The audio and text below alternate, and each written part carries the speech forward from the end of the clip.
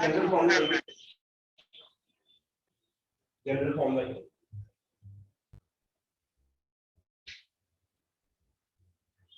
आपको इसके लिए क्या चाहिए होगा, ठीक है। जैसे मान लीजिए ये आपकी सोलोनॉइड है, ठीक है।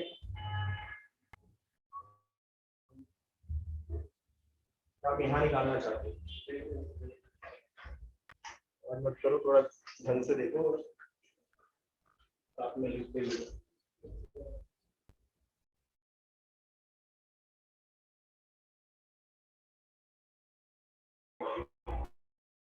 ठीक है,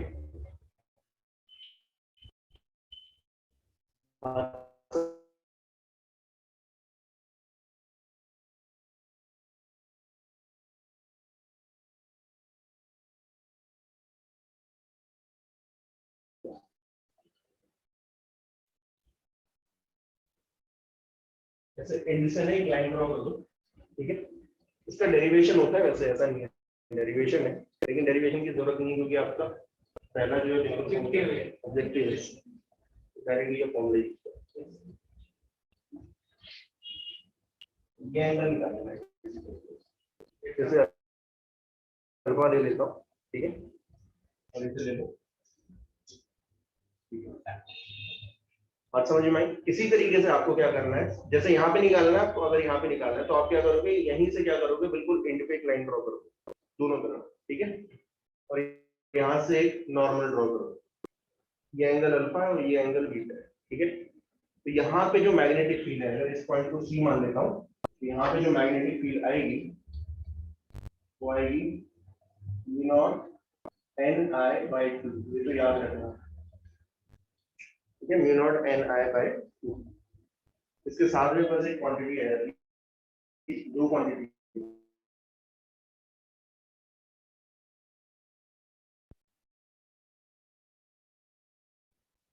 sine alpha plus sign beta.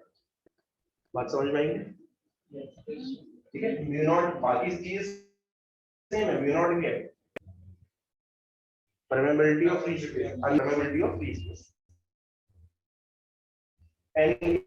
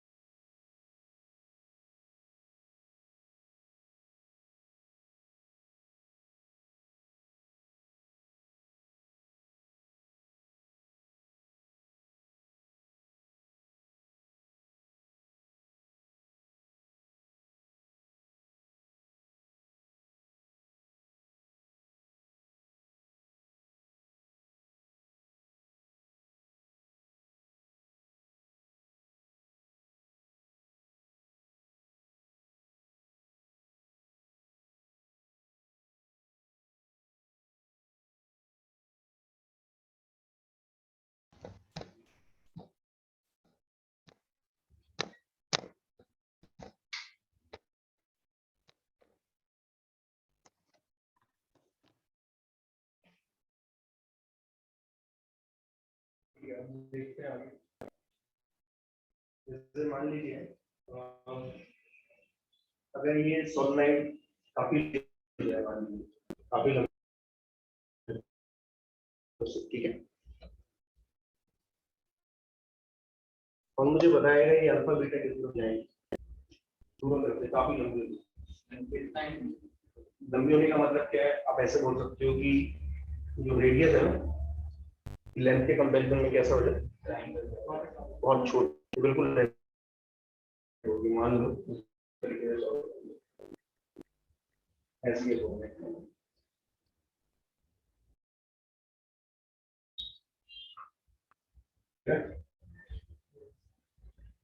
इसका रेडियस बहुत कम है लेकिन लेंथ बहुत ज्यादा है, तो अगर आप मान लीजिए यहाँ पे निकालने को बोलूंगा, ये एंगल किस तरफ जाएगा,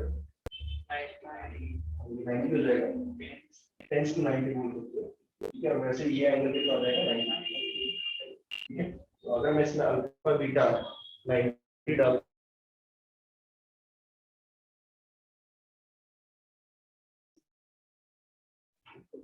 sin 90 प्लस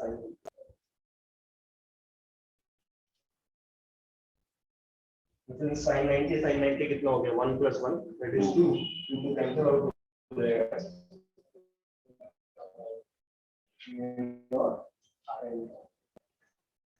ये है वो केस जो मैंने आपको बताया था, जो अभी तक ऊपर चल रहा था ना, एम्पियर सर्किट एंड लॉ से करवाया था ना, म्यू नॉट n, ये सिर्फ तभी आ सकता है जब अल्फा बीटा 90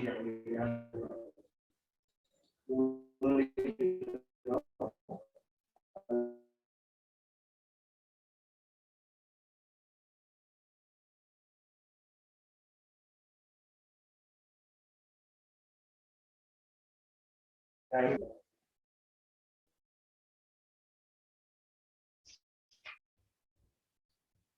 बात समझ में आई क्या, ठीक है। अब थोड़ा सा और एक और केस मैं करवा देता हूँ, वैसे तो आप कहीं पे भी निकाल सकते हो, मैं न्यूमेरिकल भी करवाऊंगा, लेकिन एक केस और करवा देता हूँ। मान लीजिए एक पॉइंट यहाँ पे यूज करता हूँ, बिल्कुल लास्ट में, देख लो कौन सा केस है,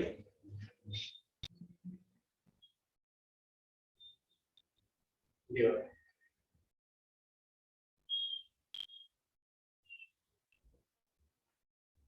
बेसिकली पॉइंट मान लीजिए यहाँ निकाल लेते हैं, यहाँ मैग्नेटिक फील्ड, ठीक है। अब अभी भी ये कंडीशन फॉलो हो रही है, कौन कौन सी कंडीशन, ये जो लेंथ है ये काफी ज्यादा है, इसके कंपैरिजन में डायमीटर या रेडियस से कंपेयर कर सकते हो, ठीक है। तो अगर मैं यहाँ पे बोलूँ तो मुझे बताओ ये एंगल कितना जाएगा, अल्फा तो 90 जाएगा, लेकिन बीटा तो है ही नहीं, इसलिए बता रही समझ में, मतलब इस साइड तो कोई सोलनॉइड है ही नहीं, ठीक है। तो आप सीधा बोल सकते हो कि अल्फा तो 90 गया, ठीक है, बट बीटा 0। ये बिल्कुल कौन सा केस हो गया, ये केस हो गया, आप ऐसे सोचो कि आप निकाल रहे हो magnetic field at one end of a very large सोलोनाइट, एक बहुत बड़ी सोलोनाइट है जिसके वन एंड पे आप मैग्नेटिक फील्ड निकाल रहे हो, ठीक है। तो यहाँ पे मैं नाम दे रहा हूँ इसे magnetic field at one and, ठीक है। तो ये कितनी आ जाएगी, देखिए कितनी आएगी, n/2 sin 90 plus sin 0, sin 91 होता है, ये डायरेक्टली कितना आ गया, म्यू नॉट n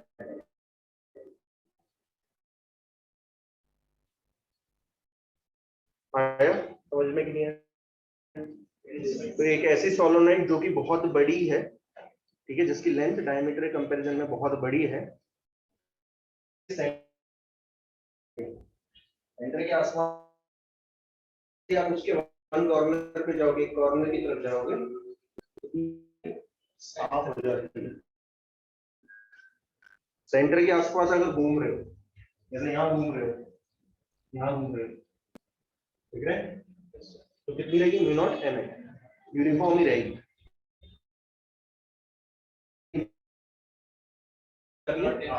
हाफ हो जाएगी म्यू नॉट n। तो कई बार आपसे पूछ लिया जाता है कि ग्राफ बता, कैसा कैसे वेरी करेगा, वेरी कैसे करेगा। तो मैं आपको ग्राफ बता रहा हूँ, ग्राफ से याद रखना, क्योंकि अगर इसे पढ़ाने जाऊंगा ना तो और ज्यादा डिटेल में पढ़ा सकता हूँ, ठीक है ना। लेकिन आप इतना एटलीस्ट याद रखो, ठीक है। दो जगह पे आपको मैग्नेटिक फील्ड पता होनी चाहिए, एटलीस्ट दो जगह, ठीक है ना। बात आ रही है समझ। तो ग्राफ देखिए कैसे बनता है।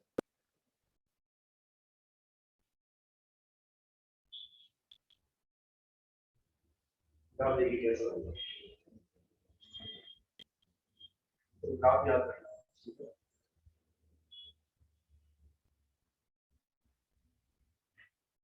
आर क्या है, तो आप बोलोगे आर क्या है, अच्छा ध्यान दो, आर क्या है। तो आर आप ऐसा सोचो, आर इज दी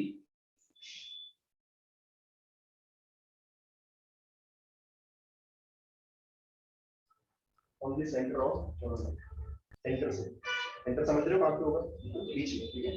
तो आर क्या, distance of a point on the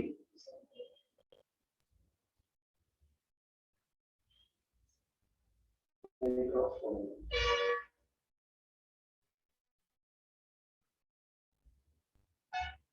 तो आप इमेजिन करो यहाँ पे खड़े हो, मान लो यहाँ पे खड़े हो बिल्कुल। तो यहाँ पे जब यहाँ पे खड़े हो तो ये क्या है, आर जीरो, यानी कि आप कहाँ पे खड़े हो, सेंटर पे, ठीक है। अब सेंटर से आप इस साइड चलना स्टार्ट करो, एक तरफ चलना स्टार्ट करो। इमेजिन करो मैं सॉलिड बना देता हूँ, ठीक है। तो सॉलिड ये है सेंटर, ठीक है। आप ऐसे मूव कर रहे हो, अगर आप ढंग से देखो तो पता चलेगा आप सॉलिड के अंदर हो, ठीक है। कितनी होगी सॉलिड के अंदर, mu naught N I, mu naught N I है ना, इस ऑब्वियस सी बात है। तो स्टार्ट कहाँ से होगी, कांस्टेंट, ठीक है। तो यहाँ पे सेंटर पे कितनी है, यू नॉट एन आई, ठीक है। और जैसे जैसे आप कहाँ जाओगे, कॉर्नर की तरफ पहुंचोगे, तो क्या होगी, घटती चली जाएगी, घटती जाएगी, तो ये ऐसी होती जाएगी। आया समझ में। तो अगर ये पॉइंट यहाँ की बात करूं, पॉइंट की बात करूं, यहाँ पे कितनी होगी, mu naught N I by, बात समझ में। अगर आप और फर्दर जाते हो, आगे की तरफ जाते हो, और आगे की तरफ जाते हो, मतलब अगर आप बढ़ते गए, आप ऐसे आगे चलते गए, ठीक है, ऐसे चलते गए,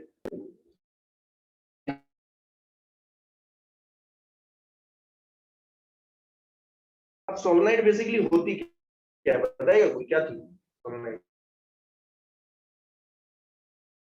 मैंने पहले ही बताया था, सोलनाइट एक सोलनाइट जिस करंट दौड़ रहा है वो मैग्नेट होती है, एक मैग्नेटिक डाइपोल करो, ये magnetic dipole, this is a magnetic dipole, ये पूरा पूरा एक मैग्नेटिक डाइपोल है, ऐसे पूरा, ठीक है। बात समझ में आई? थोड़ा सा और सोचो, अगर ये मैग्नेटिक डाइपोल है तो इसका एक एंड पे क्या हो जाएगा, साउथ आ जाएगा, ठीक है। यहाँ साउथ आ गया, और यहाँ क्या हो गया, नॉर्थ।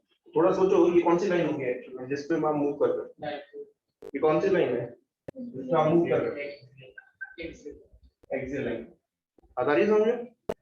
एक्सियल लाइन पे क्या हुआ करता था, मैग्नेटिक फील्ड क्या हुआ करती थी, नहीं एक्सियल लाइन पे मैग्नेट के बाहर, एक्सियल लाइन मान लीजिए यहाँ निकालने को बोल रहा हूँ मैं आपसे। तो एक्सियल लाइन पे जो मैग्नेटिक फील्ड हुआ करती थी वो याद करो क्या थी, म्यू नॉट अपॉन 4 पाई 2m बाय, याद है, कराया था ना डेरिवेशन। तो जैसे ही आप बाहर निकलते हो मैग्नेट के या सोलेनोइड के बाहर निकलते हो,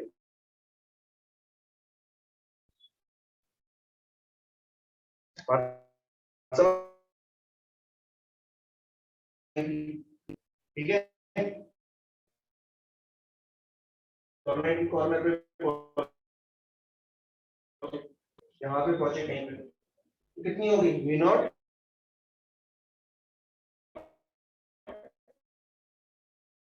एन आई बाय,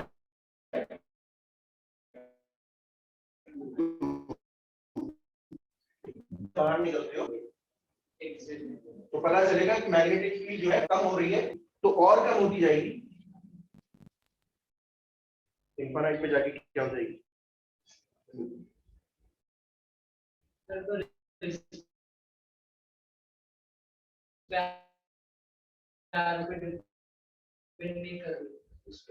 हाँ, कमाल की चीज है। बात समझ में? निकलवा दूंगा अंदर, तो टाइम वेस्ट होगा और कुछ नहीं।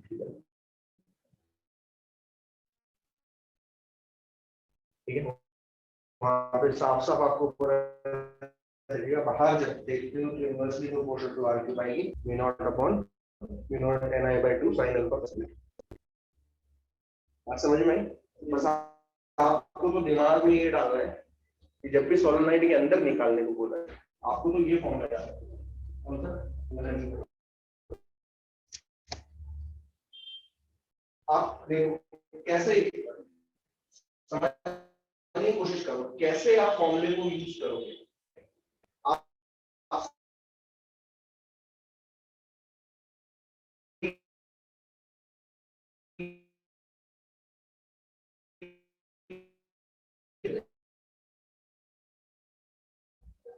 आप तो पहले क्या देखोगे, सोलेनोइड को लेंथ डायमीटर कंपैरिजन में कैसी लेंगे,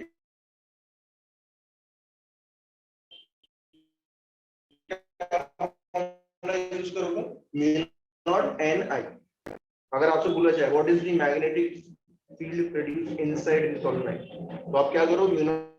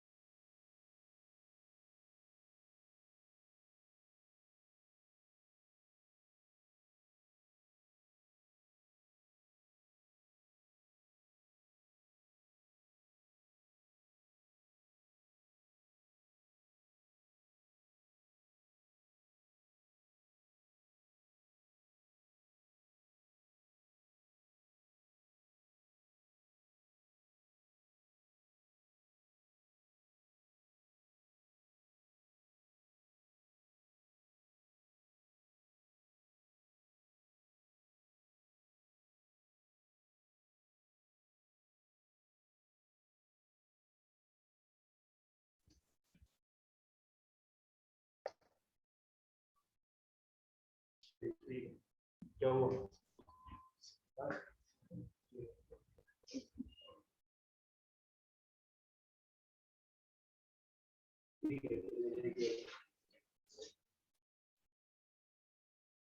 न्यूमेरिकल ढंग से देखना।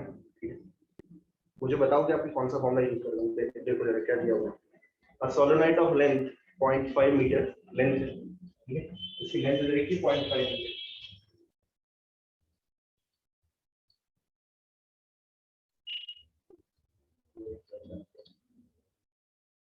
रेडियस कितना दे रखा है? 1 सेंटीमीटर। मतलब कंपेयर कर सकते हो,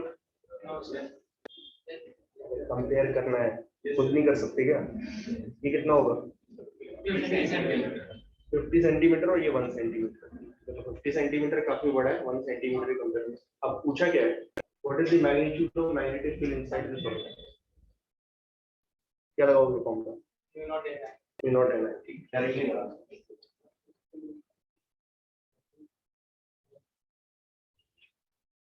कंपेयर किया डायरेक्टली। अगर ये कंपेरेबल हो तो फिर आपको क्या लगाना पड़ता है? Sine alpha plus sign beta बटा थीटा। ठीक है, बात समझ में आ रही है?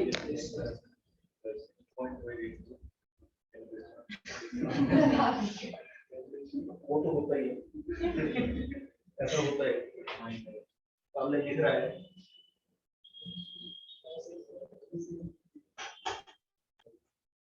चलो mu naught 4 pi 10 raise to power -7। ठीक है, number of turns per unit length निकालनी पड़ेगी। नंबर ऑफ टर्न्स दे रखी है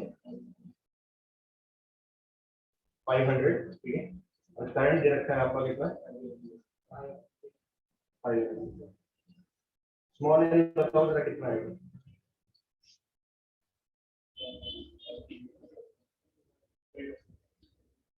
500 डिवाइडेड बाय एल। आई कितना है?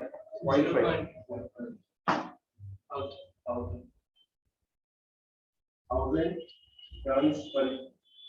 ठीक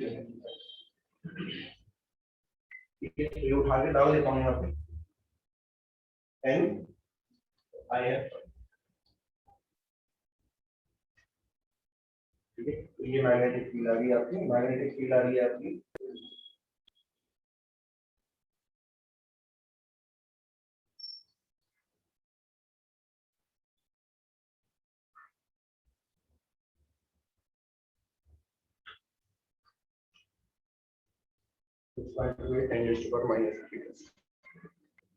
समझ में आ गई?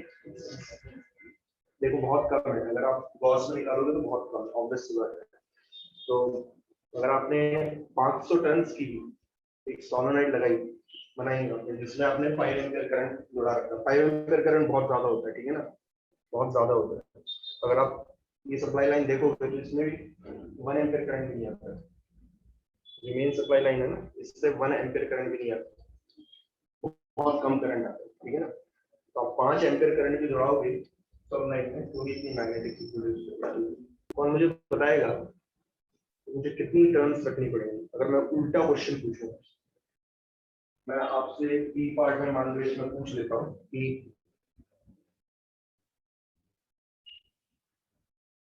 मुझे अगर उतना ही करंट फ्लो करवाना है, मैं उतना ही करंट फ्लो करवा रहा हूँ 5 एम्पीयर। ठीक है ना, 5 एम्पीयर ही करंट फ्लो करवा रहा हूँ। अगर मुझे inside the solenoid 1 Tesla magnetic field चाहिए, इनसाइड द सोलेनोइड, ध्यान देना, इनसाइड द सोलेनोइड में चाहता हूँ कि 1 टेस्ला मैग्नेटिक फील्ड आ जाए, तो मुझे सोलेनोइड को कितने नंबर ऑफ टर्न्स देने पड़ेंगे? इसी में अगर मैं बी पार्ट पूछूंगा और मुझे निकाल के बता देगा, कैलकुलेट करना है।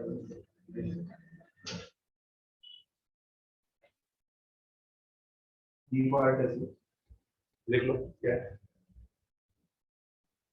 How many number of turns should be given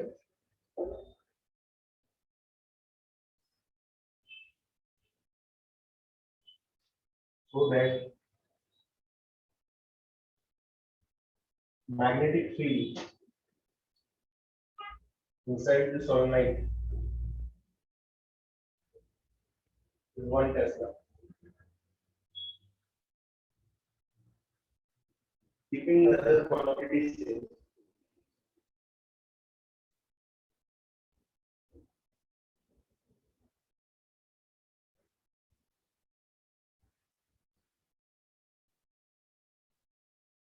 बाकी क्वांटिटी आप सेम रखते हैं। ठीक है,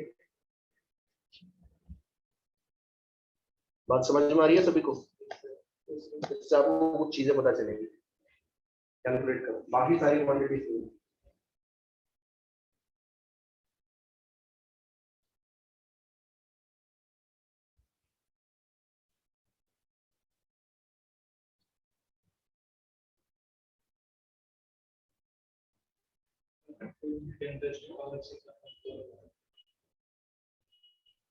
लगभग आंसर मुझे बताओ कि कितना आ सकता है।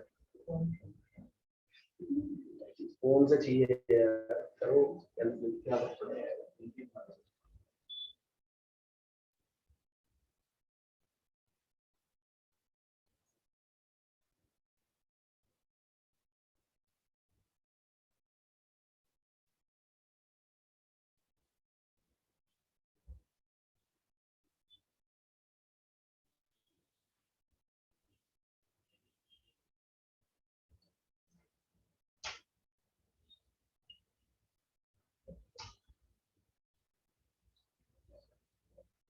ये कितना दिया हुआ है यहाँ पे 1 टेस्ला, ठीक है। 4 बाई 10 रेज़ टू पावर -7 आ गया एंड एल कितना है 1.5 एन निकाल क्या तो 3000 आ गया 3000 कितना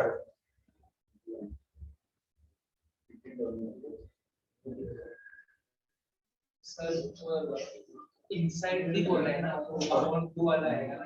इनसाइड इनसाइड इनसाइड सब कुछ सेम है।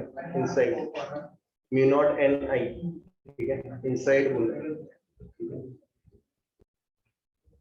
देखो 5 उड़ गया, ये 5 उड़ जाएगा, ये पॉइंट जो है ना नीचे अगर करोगे तो 10 आ जाएगा, 10 ऊपर चले गया, ये आएगा 4 पाई 10 रेज़ टू पावर -6, नीचे लेके आओगे क्या आएगा 10 रेज़ टू पावर 6 बाय 4 पाई। बात समझ में आई?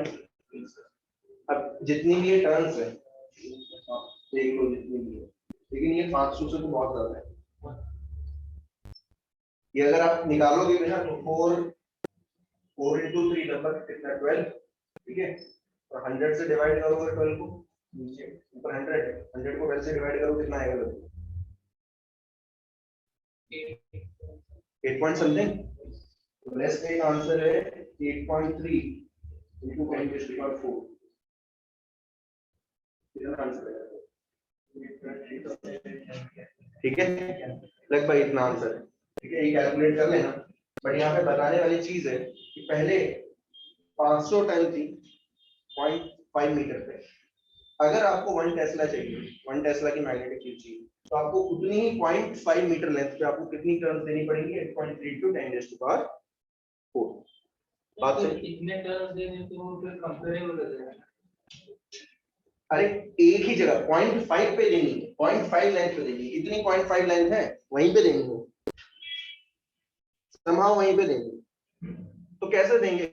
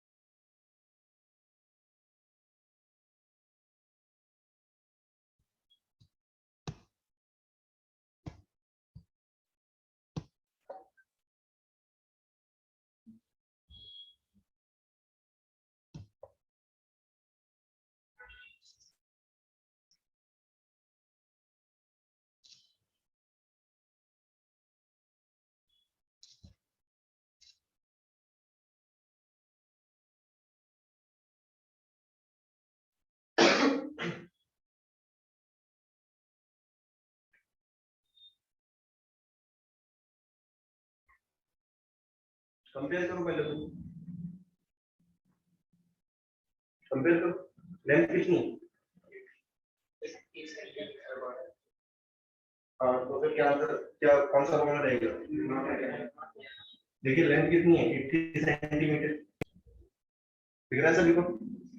डायमीटर दे रखा हुआ है 1.5 8 centimetre. Since length is very much greater than diameter, तो आप डायरेक्टली फॉर्मूला लगा सकते हो। पूछा what is the magnetic field inside this solenoid. अच्छा, नियर इट्स सेंटर, ठीक है ना। अगर मैं बोलता नियर इट्स सेंटर तो फिर म्यू नॉट ni हो जाएगा, लेकिन अगर मैं बोलता what is the magnetic field at one of the corner, तो फिर क्या होगा, म्यू नॉट ni बाय 2, ठीक है, याद रखना है आपको, ठीक है। अब इसमें बाइंडिंग्स भी दे रखी है, कितनी बाइंडिंग्स है, 5। नंबर ऑफ लेयर्स वही है, नंबर ऑफ बाइंडिंग बोल सकते हो 5, ठीक है। तो मुझे बताओ number of turns per unit length कैसे निकालूंगा। हाँ, तो आप देखिए ये जो 400 टर्न्स है ये एक वाइंडिंग में, ठीक है ना। देखिए 5 layers of winding of 400 turns each, तो एक वाइंडिंग में कितनी है, 400 टर्न्स, ठीक है। नंबर ऑफ वाइंडिंग 5 और लेंथ कितनी है 80 सेंटीमीटर, तो सेंटीमीटर को चेंज कर दो मीटर में, ठीक है। बात समझ में आई, कितना है ये,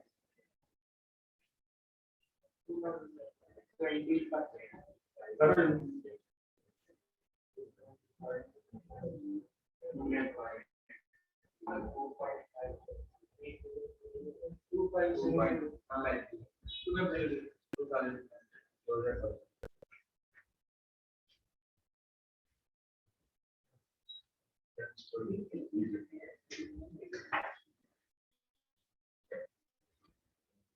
ध्यान देना है। नाम क्या है अभी तेरा, अच्छा तेरा क्या है, चलो कोई, ठीक है। तो n निकल गया, ठीक है, n डाल दो यहाँ पे, म्यू नॉट पता है, i पता है, i कितना है 8 एम्पियर, ठीक है, डाल दो।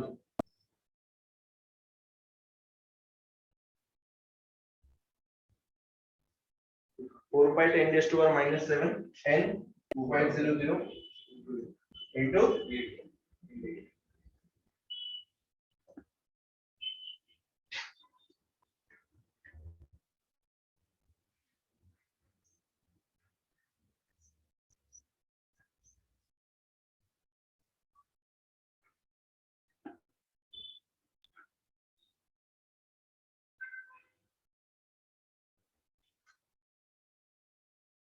ये 20,000 हो गया, ठीक है। आंसर आपका आ गया कितना, 8 पाई into 10⁻⁻⁻1।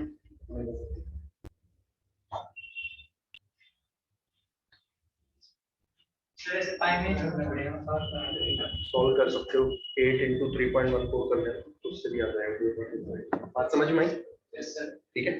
ये अंदर आया, ठीक है ना। अब देखो इसी में भी, इसी में और क्वेश्चन भी पूछे जा सकते हैं, ठीक है, ध्यान से समझ लो।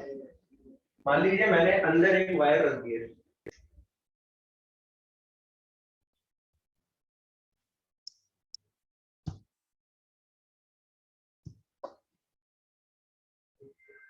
इसी में मैं बी पार्ट पूछ रहा हूँ। मान लीजिए ये है आपका सोलेनोइड,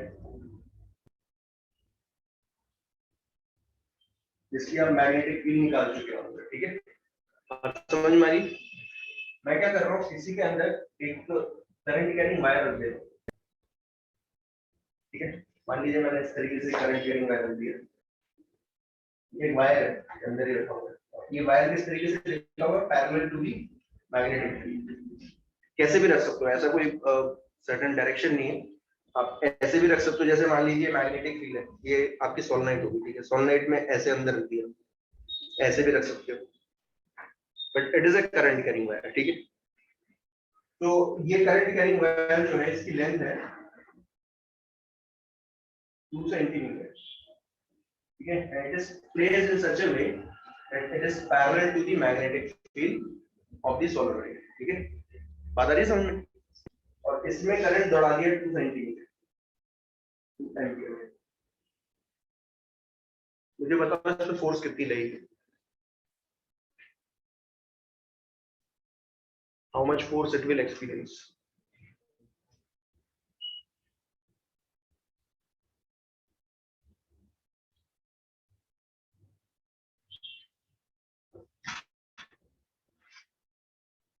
एक वायर ए बी, इसकी लेंथ ये ऐसे मान लो AB है, इसमें 2 एम्पियर करंट फ्लो कर रहा है, 2 सेंटीमीटर की लेंथ है, it is placed parallel to the magnetic field. देखिए मैग्नेटिक फील्ड अंदर जो है इस तरफ होगी या इस तरफ होगी, एक ही डायरेक्शन होने वाली है, ठीक है। तो ये मैग्नेटिक फील्ड है सोलोनाइड, जो कि आप निकाल चुके हो ऊपर कितनी है 8 पाई 10⁻⁻²।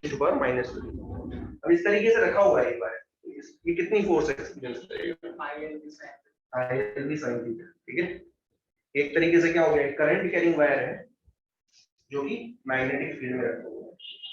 बात समझ में आई? एक current carrying wire placed in some magnetic field कितनी फोर्स एक्सपीरियंस करता है, फोर्स एक्सपीरियंस करता है ILB sin थीटा। तो मुझे कैलकुलेट करके बताओ कितना है।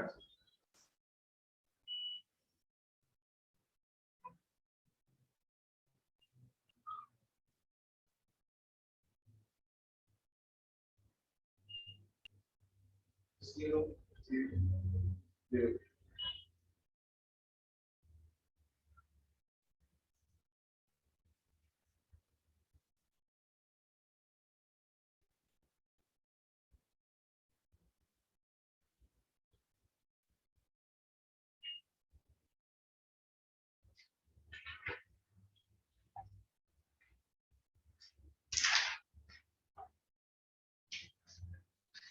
तो फॉर्मूला बनेगा फोर्स का होगा ILB sin थीटा, ठीक है। I किसका होगा, I किसका होगा, वायर का करंट, ठीक है ना। वायर में कितना करंट फ्लो कर रहा है 2 एम्पीयर की लेंथ कितनी है 2 सेंटीमीटर, दैट इज 2/100। सोलोनाइड की मैग्नेटिक फील्ड, सोलोनाइड के अंदर रखा हुआ है, यानी कि एक्सटर्नल मैग्नेटिक फील्ड सोलोनाइड की 8 पाई 10⁻⁻³ sin थीटा। यहाँ 90 नहीं है, देखो मैग्नेटिक फील्ड भी इसी तरफ है, ठीक है। और एल वेक्टर किस तरफ दिया करते थे, करंट की डायरेक्शन में, ठीक है ना। बता रहे सर मैं करंट कैरिंग एलिमेंट वेक्टर मैंने आपको बताया था, वो किस डायरेक्शन में होता है, करंट की डायरेक्शन में। तो क्योंकि करंट मैग्नेटिक फील्ड की डायरेक्शन में है, तो आप बोल सकते हो कि magnetic field is parallel to L vector. Theta कितना हो गया 0 डिग्री,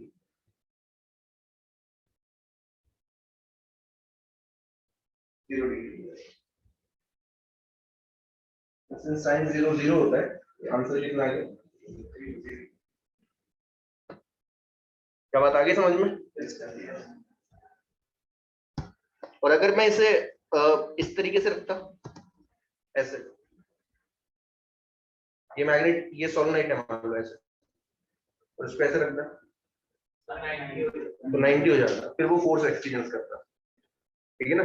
बात आ रही है समझ, कैसे लिखा, ये ऐसे रखा था, देखिए ये सोलोनाइट है ऐसे, ये सोलोनाइट ऐसे रखा था ये, लेकिन अगर इसमें ऐसे रख देता, ठीक है, तो अगर आप ढंग से देखोगे तो आपको पता चलेगा इस केस में 90 डिग्री एंगल हो जाता है, मैग्नेटिक फील्ड इस तरफ और एल वेक्टर इस तरफ हो जाता है, एल इस तरफ होता है इस तरफ होता है, ठीक है ना। तो 90 डिग्री एंगल हो जाता, तो फिर साइन बनेगा, फिर ऐसे गोल घूमता है नहीं वायर कभी नहीं घूमता है, वायर तो फोर्स लगती या तो ऐसे भागता है या ऐसे भागता है। इस फोर्स इस वायर पे, जो वायर ऐसे रखा हुआ था, ठीक है ना। अब इस पे फोर्स किस तरफ लग रही है, जैसे मान लीजिए मैग्नेटिक फील्ड इस तरफ होती, सोलेनोइड की मैग्नेटिक फील्ड इस तरफ है, इसमें करंट ऐसे दौड़ रहा है, तो इसमें फोर्स किस तरफ लगती है, L क्रॉस B, यानी ये ऊपर भागता है। सोलेनोइड के अंदर ही, ध्यान देना, सोलेनोइड के अंदर ही ऊपर की तरफ भागता है। रोटेट कौन होता है, लूप रोटेट होता है ना। अंदर अगर एक लूप रख दी जाए, करंट कैरिंग लूप, बात आ रही है समझ में कि नहीं, तो उस पर टॉर्क लगती, तो वो रोटेट होना स्टार्ट हो जाता है। चलिए लूप दिया है तो चलो लूप का भी डाल देता हूँ, सी पार्ट डाल दो, देखो सी पार्ट सी, ताकि एक ही बार ही हो जाए सर, एक एक पार्ट जो है एक्स्ट्रा करवाने की जरूरत है। देखो सी पार्ट क्या है, if current carrying loop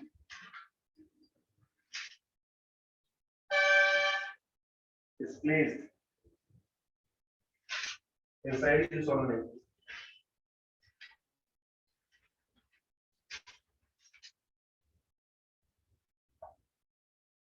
having current, उसके अंदर करंट फ्लो कर रहा है, उस लूप के अंदर करंट फ्लो कर रहा है, हैविंग करंट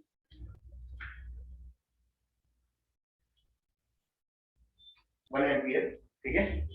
बात समझ में आ रही है? मैं डायग्राम बना के दिखा दूंगा, डायग्राम दे दूंगा ना, वैसे क्वेश्चन आएगा तो उसमें सारी डिटेल्स दी जाती है, मैं डायग्राम बना के दिखा रहा हूँ, ठीक है। एंड रेडियस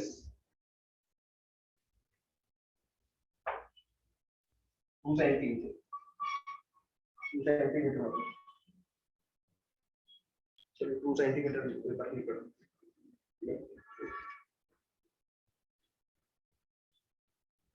ये कुछ ऐसा केस है, देखिए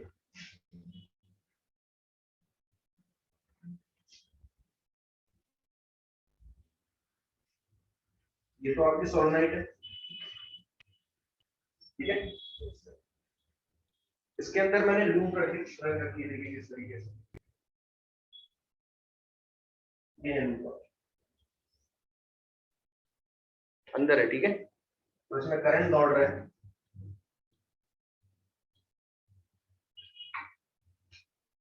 क्लॉकवाइज, ठीक है, सॉरी एंटी क्लॉकवाइज।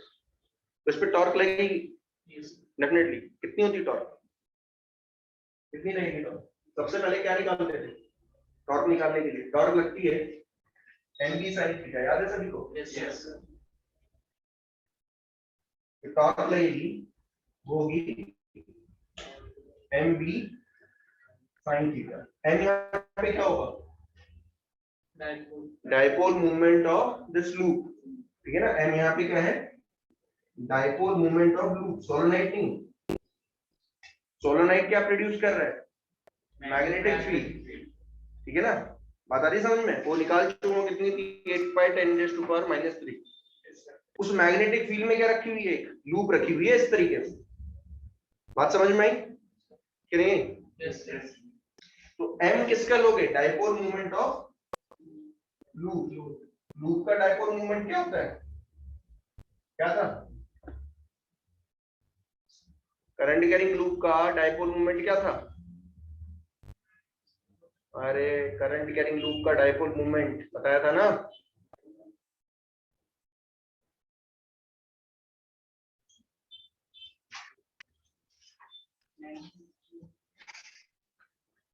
ILP नहीं होता है? अच्छा ठीक है, NI चलो बता दिया।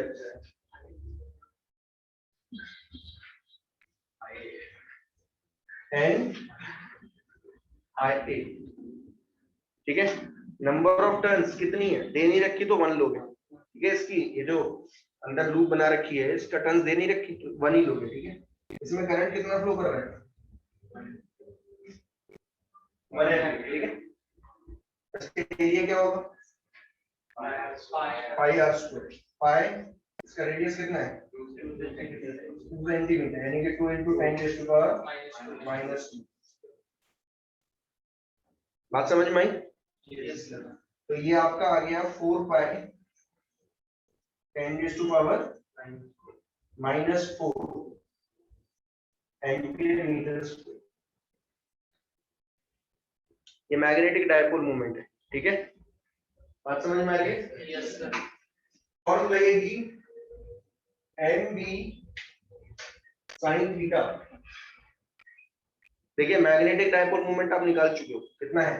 4π 10⁻⁻⁴। इसकी मैग्नेटिक फील्ड में रखा है, सोलेनोइड की मैग्नेटिक फील्ड में रखा है। और सोलेनोइड की मैग्नेटिक फील्ड अभी आपने निकाली थी, कितनी की? -3।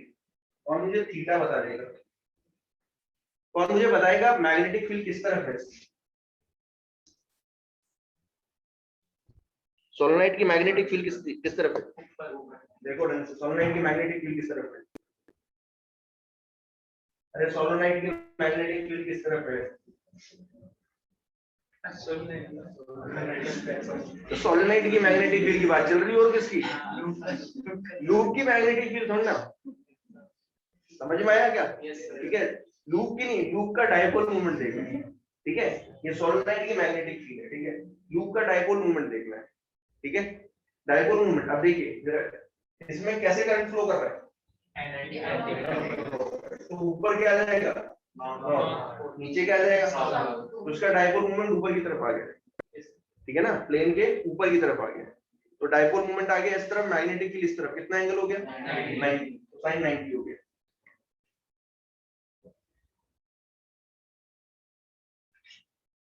टॉर्क लगेगी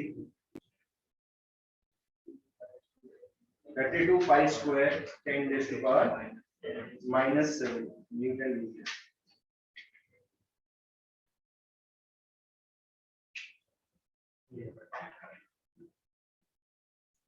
टॉर्क लगेगी,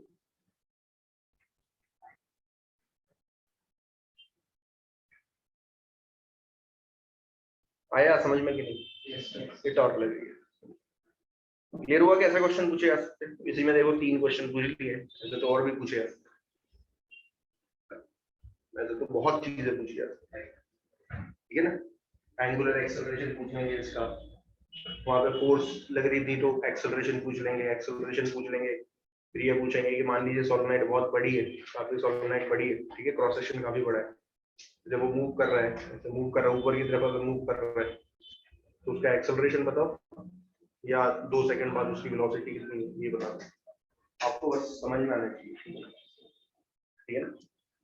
बात आ रही है, एटलीस्ट आपको इतना तो निकालना है, क्लियर है। चलिए तीसरा केस देखते हैं। तीसरा केस कौन सा है, टोरॉइड।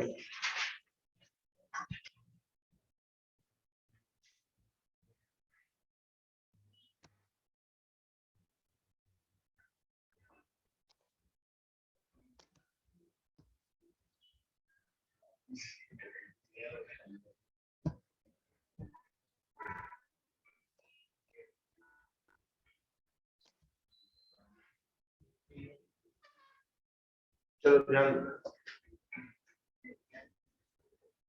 सर अगर मैग्नेटिक फील्ड है तो फिर वहाँ पे रेडियस इफेक्ट करेगा। कहाँ पे मैंने आपको बताया ना, मैग्नेटिक फील्ड अगर सोलेनोइड के बाहर निकालोगे तो फिर आप ये मान के चलोगे कि सोलेनोइड जो है मैग्नेट है, और मैग्नेटिक के बाहर क्या होता है, मैग्नेटिक फील्ड किस तरीके से वेरी करती है, inversely proportional to R you. R यहाँ पे रेडियस है, आवाज मत करो, ध्यान दो, ठीक है, ध्यान दो। जब पढ़ने आते हो ना, तुम्हारी गलती ये है कि सब कुछ तो ऑनलाइन हो गया, तो 11th में वैसे ही कुछ नहीं पढ़ा है ना, तो 11th में वैसे कुछ नहीं पढ़ा, और 12th में आके वही ऑनलाइन चल रहा है। अब यहाँ पढ़ाने की कोशिश कर रहा हूँ तो संस्कार ऐसे बन गए कि 1 साल तक तो यार कुछ पढ़ा ही नहीं, और 12th में सब कुछ पढ़ना पड़ रहा है, तो हालत खराब हो जाती है ना, है कि नहीं, तो पढ़ लिया, ठीक है, वरना तो साइंस ली होती क्या ऐसी ली थी जोश जोश में,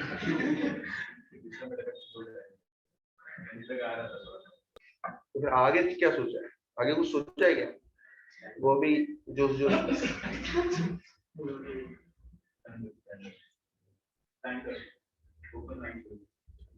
स्टैंड अप कॉमेडी नहीं, स्टैंड अप कॉमेडी है।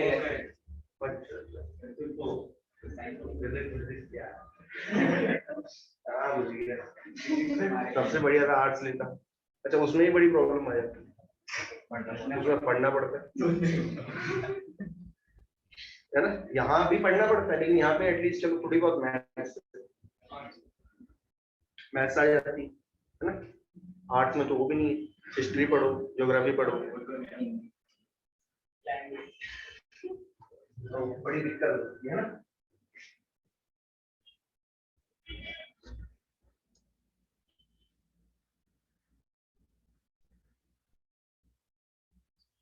ठीक है, वो तो देखो क्या होता है कि हर किसी को इंजीनियर या डॉक्टर तो होना बनना है दुनिया में, हर कोई इंजीनियर डॉक्टर को बनना है, बहुत चीजें हैं करने के लिए, स्टैंड अप कॉमेडी भी है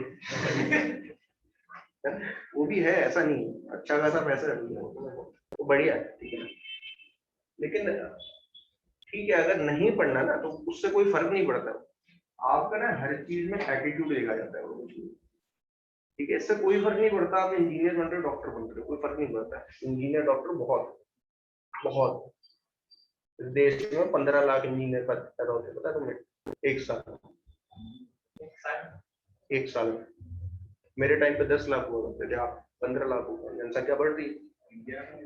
इंडिया की बात है, वर्ल्ड में तो पता नहीं कितने। तो तू सोच ना, मतलब वर्ल्ड में, भारत में एक साल में कितने बच्चे पैदा होते हैं?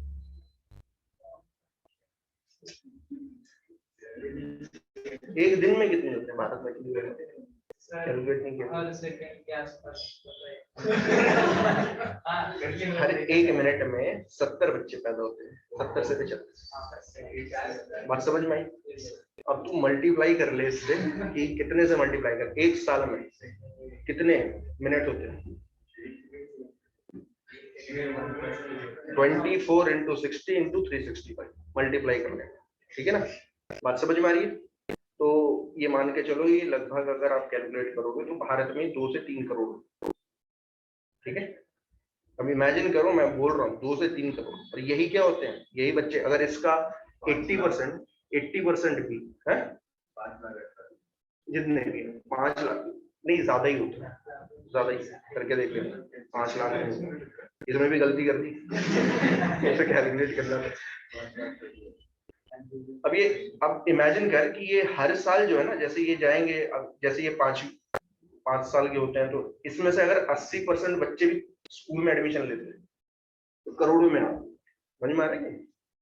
ये जो है ये क्या कर रहे हैं, ये जा रहे हैं आगे चल के, ये पढ़ेंगे, इनका कुछ परसेंटेज, इनका कुछ परसेंट निकालेगा तो तेरे को पता चलेगा कि कुछ इंजीनियर पैदा हो रहे हैं, कुछ डॉक्टर पैदा हो रहे हैं। समझ में आएगी किस तरीके से? तो भारत जो है काफी ज्यादा मात्रा में निकालता है ना, 15 लाख, वेरी गुड क्वांटिटी, ठीक है? अच्छा, कॉमेडियन भी निकाल रहा है,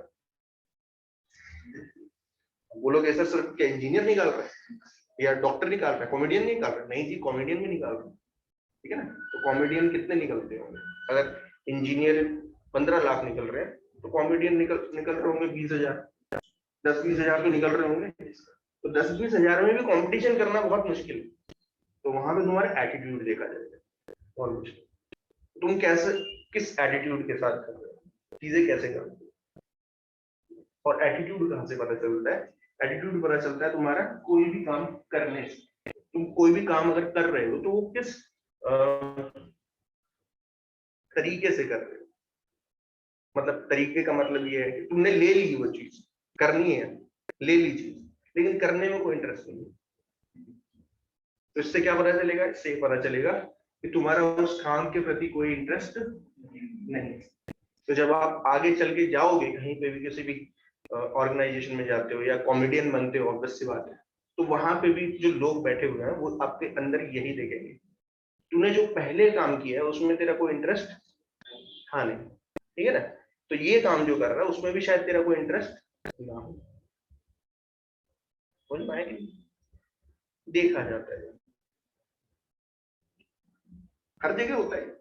कंपनी में घुसने के लिए, कंपनी में घुसना है, ठीक है, प्राइवेट जॉब के लिए जा रहा है, मान ले तूने कोई डिग्री ली, कोई भी किसी भी जगह बीएससी की डिग्री ली, बीएससी की या एमएससी की, उसके बाद तू पढ़ाने के लिए जा रहा है, तो वो जो वहां पे बैठे होते हैं ना, वो पहले देख लेते हैं तूने, तेरा पूरा जो पिछला जो तूने किया 10वीं 11वीं 12वीं सब कुछ देख लेते हैं, पहले देखते हैं। बताइए समझ, यही मैं बताने जाता हूँ। मुझे कोई सच कोई ज्यादा कोई फर्क नहीं पड़ता है कि मैं ये भी नहीं बोलता बच्चों को भैया इंजीनियरिंग ही करो, जो तुम्हारा इंटरेस्ट है वो करो, उससे बात है। लेकिन जो कर रहे हो अभी, जो कर रहे हो वो नहीं, दैट इज आगे चल के कुछ भी कर सकते हो आप, ठीक है ना? तो ऐसा कोई फर्क नहीं पड़ता कि इंजीनियरिंग आगे जा रहे हैं, डॉक्टर ही पैसा कमा रहा है। ऑब्वियस सी बात है, डॉक्टर थोड़ा ज्यादा पैसा कमा रहा है इसके, ऑब्वियस सी बात है, लेकिन क्या ये सब यही है? नहीं, बहुत चीज पैसा करेंगे। एटीट्यूड,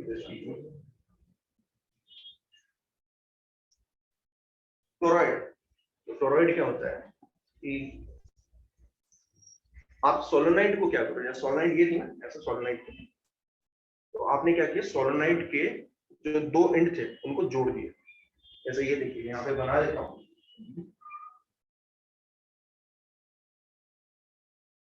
टोरॉइड कैसे बनाया, देखिए यहाँ पे ये जो था ये ऐसे आ रही थी ना, इस तरीके से, दिख रहा है?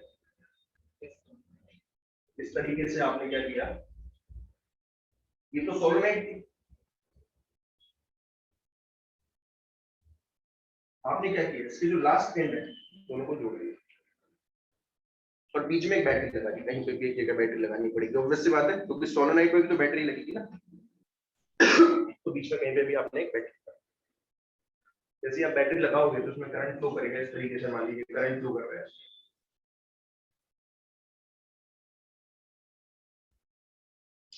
ठीक है।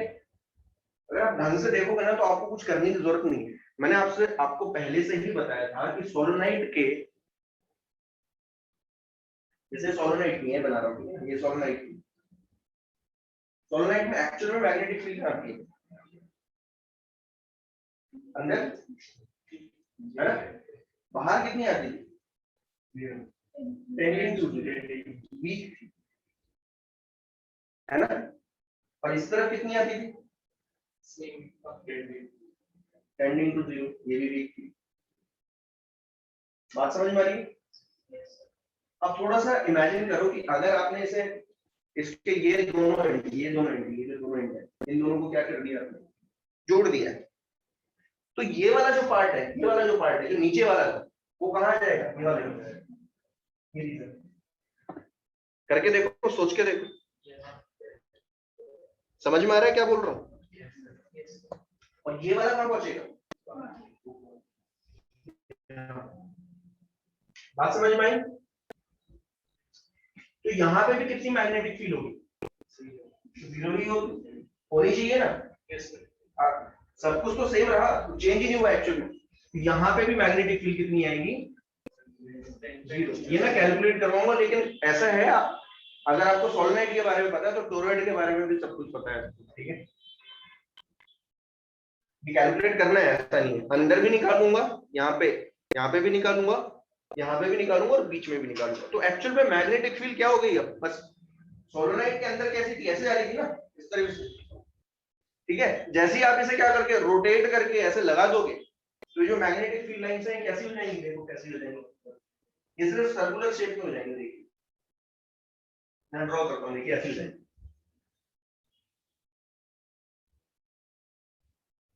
ठीक है। इट विल टेक दिस,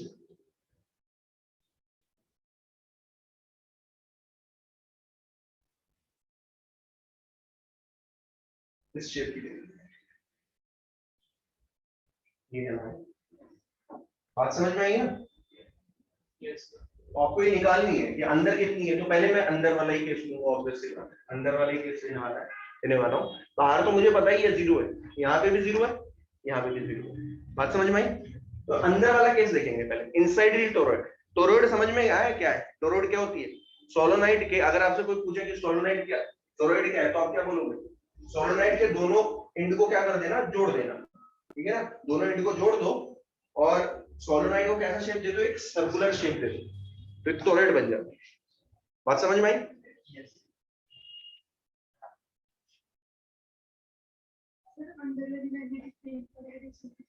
वो आप निकाल सकते हो, कोई बहुत बड़ी बात नहीं है। आप तो बस ये देखो कि एक टर्न में, जैसे एक टर्न है, जैसे एक टर्न है, ये दिख रही है टर्न, यहाँ ऐसे टर्न दिख रही है, ऐसे टर्न देख लेना, इसमें बस आप करंट की डायरेक्शन देख लो ना। मान लीजिए इसमें ऐसे करंट आ रहा है, देखिए ऐसे, मुझे बताओ किस डायरेक्शन में दिख रहा है आपको, नीचे से देखो पूरे क्लॉकवाइज, नीचे क्या आ गया, साउथ, ऊपर क्या हो गया, तो कहां जाती है magnetic field, inside, inside, south to north, तो ऐसे घूमती जाएगी। और एक और तरीका बता देता हूं, अगर ये तरीका देखिए, ये देखिए राइट हैंड थंब रूल देखना है, अगर करंट ऐसे आ रहा है, ऐसे घूमता हुआ जा रहा है, देखिए ऐसे दिख रहा है, तो करंट अगर ऐसे घूम रहा है, इसका मतलब कैसे आ रहा है, नीचे से देखो, ऐसे देखो, ऐसे देखो, एंटी क्लॉकवाइज करंट, देखो ये करंट है, करंट की डायरेक्शन एंटी क्लॉकवाइज, ठीक है। यहाँ पे नॉर्थ आ गया, ऊपर साउथ आ गया, तो थंब की डायरेक्शन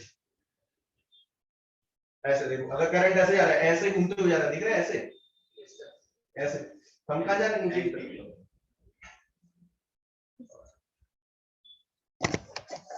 ठीक है, मुझे अंदर निकालनी है इनसाइड। ठीक है, चलिए इनसाइड वाला केस देखेंगे सबसे पहले। ठीक है, ये ध्यान देना, मैंने फिर से वही चीज की। मैंने क्या किया, इस सोलेनोइड को ना, ये जो टोरॉइड था, इसे बीच में से काट दिया, जैसे सोलेनोइड में किया था। तो जैसे मैंने बीच में से काटा, तो मुझे बताओ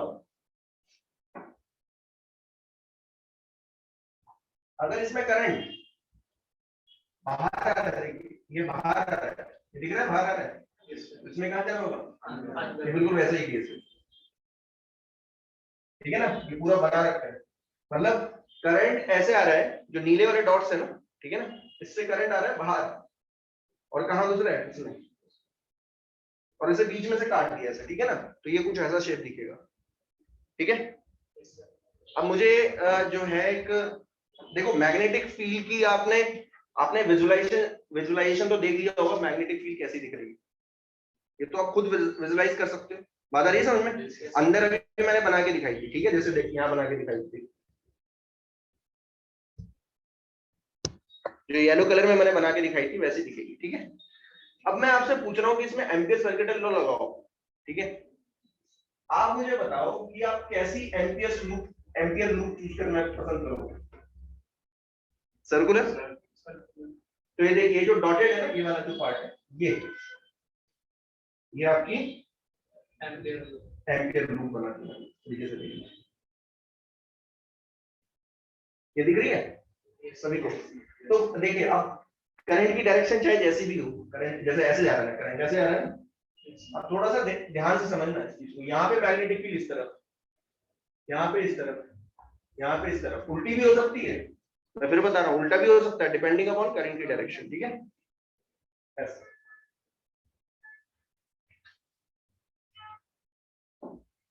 आगे समझ में बात सभी को?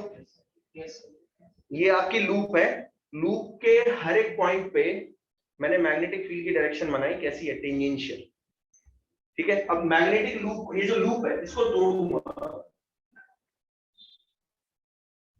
तोड़ता हूं। ठीक है, देखना जरा,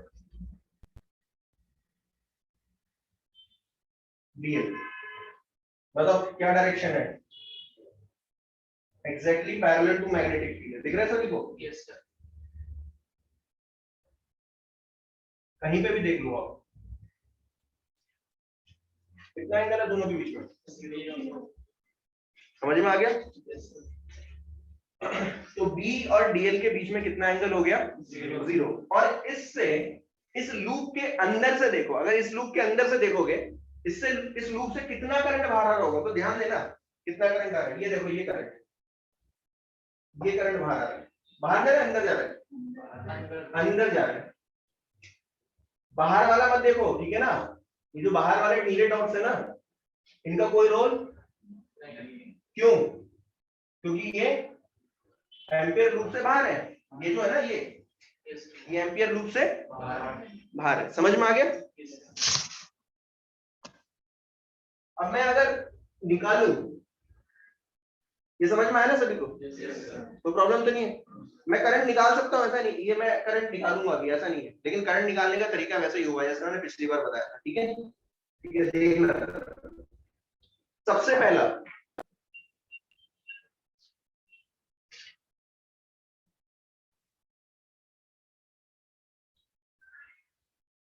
पहला, डेरिवेशन होगा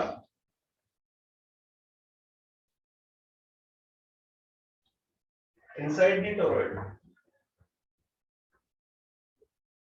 अब आप बोलोगे कि ये बताओ कि सर इनसाइड द टॉरॉइड के लिए केस क्या होगा। ठीक है ना, यहाँ पे केस देखना जरा क्या है, ध्यान से समझना,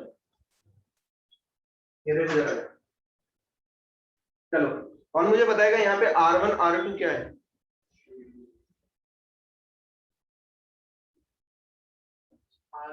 R1 क्या है? हाँ, अब ध्यान देना, ये R1 R2 मत लो, ठीक है ना, R1 R2 मत लेना, आप ये लोगे, मैं बता देता हूँ यहाँ पे क्या है, इजी पड़ जाएगा। ये दिख रहा है सभी को? A और ये है B। A यहाँ पे क्या होगा, इनर रेडियस ऑफ टॉरॉइड। ठीक है, inner radius.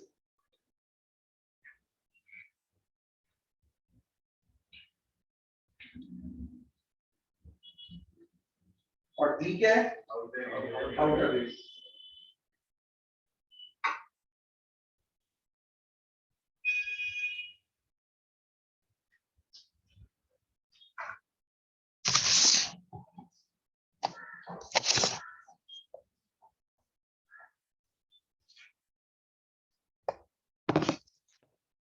Outer radius of दोनों।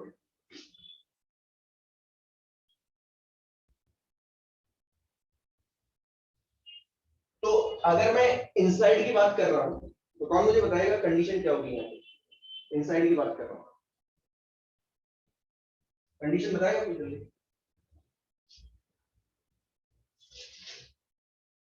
देखना जरा, मैं बता रहा हूँ। आर क्या था यहाँ पे, आर क्या होता है हमारा? एम्पियर्स रूट का रेडियस। तो देखिए एम्पियर्स रूट आपने कहा लिए, ए और बी के बीच में। बात समझ में आई? ये इनसाइड दी रेडियस की कंडीशन है जब मैं निकालता हूँ, ठीक है। अब मैं यहाँ पे यूज कर रहा हूँ Ampere's cyclical theorem. Ampere's cyclical theorem क्या कहती है?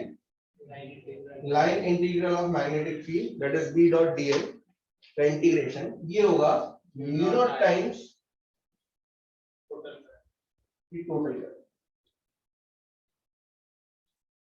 ठीक है, बात समझ में आई?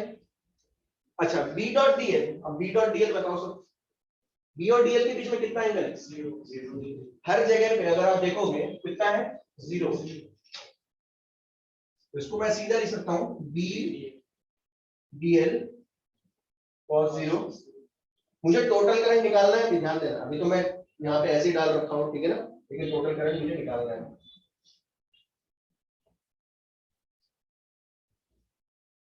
cos 0 1 हो गया, ठीक है। बी बाहर निकाल सकता हूँ कि नहीं? कैसे पता चला बी बाहर निकालूंगा? सिमेट्री से। ध्यान देना, फिर बता रहा हूँ, बी ऐसे बाहर नहीं निकाल रहा है। वैसे तो आप याद ही रखोगे हमेशा, जहां पे भी सर्कल शेप आता है, जहां पे भी सर्कल शेप आता है, ठीक है ना, वहां पे बी डॉट डीएल क्या होगा? B into 2 pi R. लेकिन डेरिवेशन करते समय आपको ध्यान देना है, ठीक है ना। बी बाहर आ जाएगा,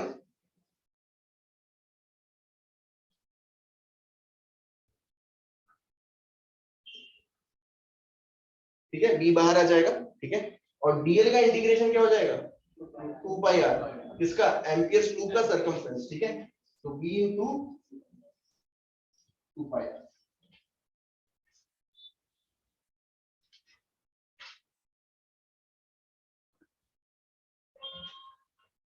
अब मुझे ये निकालना है, जैसे आई टोटल निकालना है, यही मेरा टारगेट होगा कि आई टोटल कैसे निकाला जाए, ठीक है। अब आई टोटल को, ये म्यू नॉट आई टोटल को 2 पाई आर से डिवाइड करते हैं, ठीक है। आई टोटल कैसे निकाला जाए?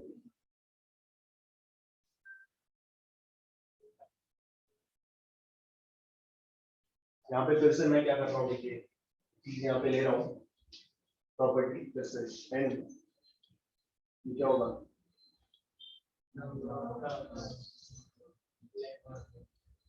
Per unit number of turns per unit. बात समझ में आ रही है? Number of turns per unit length का क्या फॉर्मूला था? टोटल नंबर ऑफ टर्न्स को किससे डिवाइड करते थे? टोटल। अब यहाँ पे एक बड़ी दिक्कत आ जाती है, दिक्कत यहाँ पे आती है कि सर लेंथ क्या है? ये जो नंबर ऑफ टर्न्स है ये किस में फैली हुई है? 2 पाई आर में। लेकिन किसका सर्कमफ्रेंस? कमाल की चीज यही है।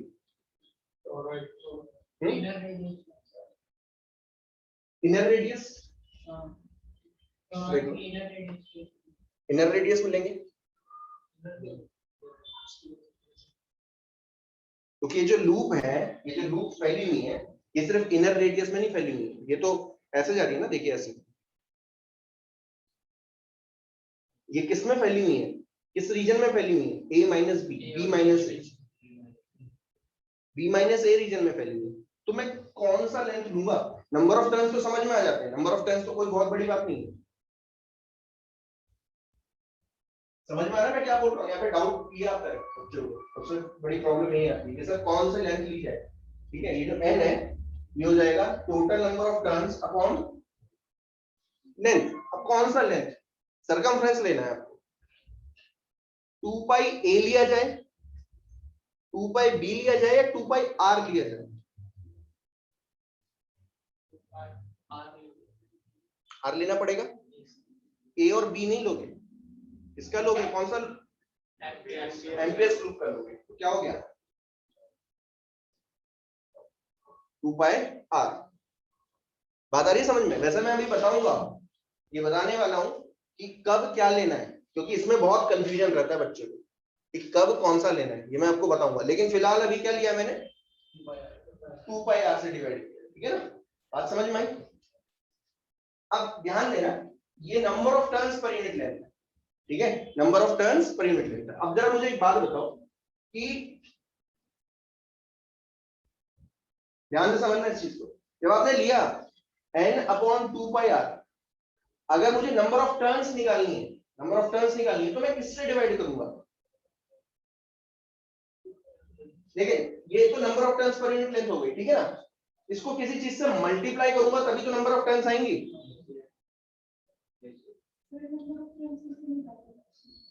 समझने की कोशिश करो मैं क्या बोल रहा हूँ, मुझे क्या निकालना है, टोटल करंट। अब देखो ध्यान से समझो, अगर इससे आई करंट आ रहा है, आई करंट जा रहा है इसमें, तो आंसर क्या आना चाहिए, आई आई आई आई आई, इस तरीके से। कितनी बार जा रहा है देखो, 1 2 3 4 5 6 7 8 9 10 11 12, 12 आई आई, टोटल करंट क्या होगा 12 आई। लेकिन इस केस में 12 आई आ रहा है ना, मान लो मैंने नंबर ऑफ टर्न्स बढ़ा दी तो क्या होगा, number of turns per unit length बढ़ा दी तो क्या होगा, बढ़ जाएगा। तो मुझे क्या करना पड़ेगा, ये जो करंट है किस टर्म्स में निकालना पड़ेगा, number of turns per unit length, इन सब के टर्म्स में आएगा, ठीक है ना, बंद कर दो, ये number of turns per unit length है, ध्यान से समझना, ठीक है, बात समझ में आई? तो जो टोटल करंट होगा वो किसके इक्वल होगा, ध्यान से समझना, टोटल करंट, ये आपको क्या दे रहा है, number of turns per unit length, ध्यान से समझना, ठीक है, इसको किससे मल्टीप्लाई करोगे, टोटल लेंथ 2 पाई आर से मल्टीप्लाई करोगे। बात आ रही है समझ में? नहीं है? 1 मीटर में 10 लूप, n मान लीजिए n है 10 टर्न्स पर मीटर, ठीक है, ये तो n है, ये किसकी प्रॉपर्टी होती है, ये तो सोलोनॉइड या टोरॉइड की प्रॉपर्टी है, ये तो दी जाएगी आपको। लेकिन आपको क्या निकालना है, आपको निकालना है आई टोटल, तो आई टोटल क्या होगा, number of turns into I. देखो ध्यान देना, समझ में आ रहा है मैं क्या बोल रहा हूं, ये हटा दे रहा हूं मैं, ये हटा दे रहा हूं, आई टोटल क्या होगा, आई टोटल क्या होगा, number of turns into, not number of turns, ये नंबर ऑफ टर्न्स है, ध्यान दो, नंबर ऑफ टर्न्स इनटू, एक टर्न से कितना आ रहा है, ऊपर एक टर्न से कितना आ रहा था, एक टर्न से कितना आ रहा था, एंटर हो रहा था आई, तो टोटल नंबर ऑफ टर्न्स कितनी हो गई, n, तो n आई आंसर है वैसे तो। बात आ रही समझ में, नहीं है? लेकिन आप समझने की कोशिश करो, जब आप निकाल रहे हो तो बेसिकली कैसे निकालोगे,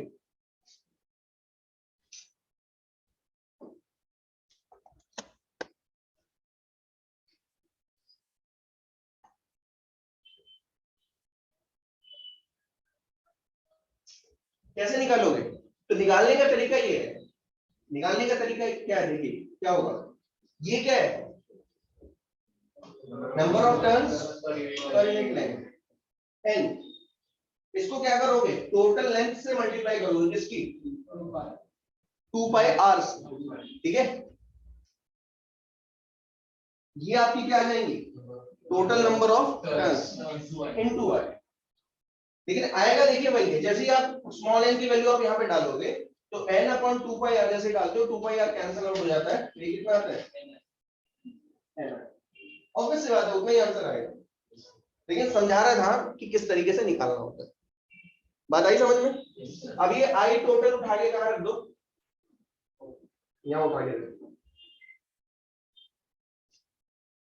क्लियर हुआ? जैसे ही मैंने आई टोटल यहाँ पे उठा के रखा तो देखिए क्या है आंसर,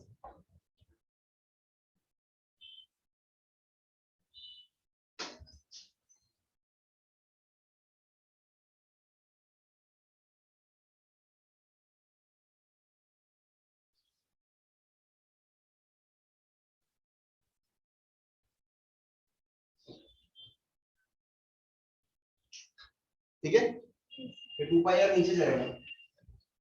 देख मैं जरा ध्यान से,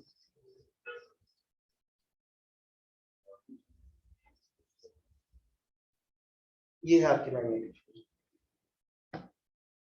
आया कि नहीं आया? वैसे ये आंसर है, ठीक है ना। लेकिन लोग इसे कैसे लिख देते हैं, लोग इसे ऐसे लिख देते हैं, n/2 पाई r क्या है, स्मॉल है।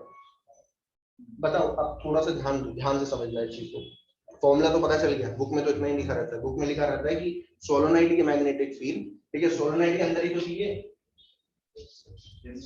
V0 Ni सोलोनाइड के अंदर थी, टोरॉइड के अंदर भी उतनी है। बस टोरॉइड में आपको जो n निकालना है वो निकालना है number of turns per unit length, but length क्या होगी, 2 पाई r। बात समझ में आई? और सोलोनाइड में क्या होती है, n by total length of the solenoid, obvious सी बात, ठीक है। फॉर्मूला तो वैसा ही नजर आ रहा है, लेकिन कमाल की चीज ये है कि ये यूनिफॉर्म है कि नॉन यूनिफॉर्म है। सोलोनाइड में यूनिफॉर्म हुआ करती थी, ये यूनिफॉर्म है कि नॉन यूनिफॉर्म? Non uniform. देखिए क्या है, B is inversely proportional to R, where R is the radius of Ampere's loop। तो मैं देखिए अभी बना के दिखाऊंगा, ध्यान देना। यहां से पता चलता है, सबसे पहले तो एक चीज पता चली, that B is non uniform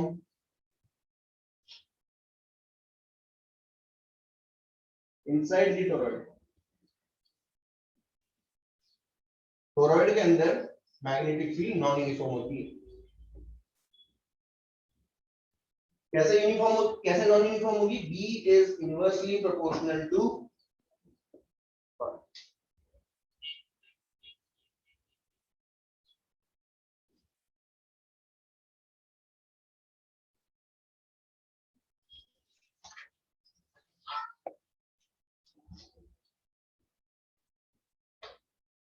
अब मैं बना के दिखा रहा हूँ, देखिए डायग्राम देख लो। ये तो आपकी टोरॉइड होगी,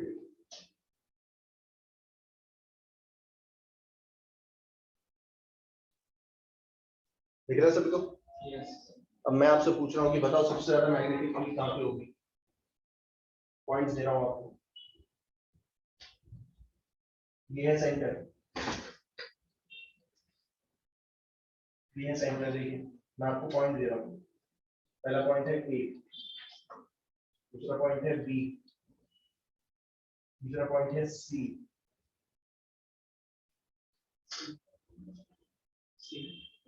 ढंग से देखो, A पे B is inversely proportional to R। R क्या है, एम्पियर्स लूप का रेडियस। ध्यान दो, सबसे जो पास एम्पियर लूप बनेगी इनसाइड द टोरॉइड, सबसे जो पास एम्पियर्स लूप बनती है वो बनती है, दिख रहा है सभी? इसका रेडियस कितना है? बात समझ में आई? जैसे आप दूर जाते हो, मान लीजिए आप यहाँ पहुंच गए, यहाँ निकालना चाहते हो, फिर आप यहाँ पे एम्पियर्स लूप, इस एम्पियर लूप का रेडियस क्या होगा, A से ज्यादा है, ऑब्वियसली बात। डायरेक्शन आप खुद देख लो, डायरेक्शन का कुछ लेना देना नहीं है। डायरेक्शन जो है आप बस करंट की डायरेक्शन देख लेना। अगर करंट जो है ऐसे जा रहा है, देखिए ऐसे होते हुए जा रहा है, हम दिख रहे हैं कहाँ जा रहे हैं, तो डायरेक्शन आप देख सकते हो, कोई उससे बहुत बड़ी बात नहीं, ठीक है ना। बात समझ में आई? तो अगर मैं आपसे पूछूं कि A पे, C पे या B पे सबसे ज्यादा मैग्नेटिक फील्ड कहाँ पे है, तो आप बोलोगे सर जिस एम्पियर्स लूप का रेडियस सबसे कम होगा वहां पे मैग्नेटिक फील्ड सबसे ज्यादा होगी। तो A पे सबसे ज्यादा मैग्नेटिक फील्ड है, ठीक है, C पे कम है, सेंटर पे नहीं, B पे। सेंटर पे सबसे ज्यादा क्यों होगी? सेंटर पे जो रेडियस होगा वो क्या होगा, A + B/2। अरे भाई A + B/2 A से ज्यादा होता है, B से कम होता है। बात समझ में आई कि नहीं आई? तो A पे A सबसे ज्यादा है, ठीक है। तो जब आप A पे पहुंच रहे हो, A पे पूछ रहे हो यहाँ पे मैग्नेटिक फील्ड, तो A पे मैग्नेटिक फील्ड सबसे ज्यादा है क्योंकि A के लिए R क्या है, सबसे कम है। बात आ रही है समझ में? सबसे ज्यादा आर किसके लिए, बी पॉइंट के लिए। बात समझ में आई सभी को? तो बी पे क्या होगा, सबसे कम होगी। यूनिफॉर्म नॉन यूनिफॉर्म है, जैसे जैसे आप ऊपर की तरफ जाओगे मैग्नेटिक फील्ड घटती जाती है, तो ये नॉन यूनिफॉर्म है। बात समझ में आई? Yes sir.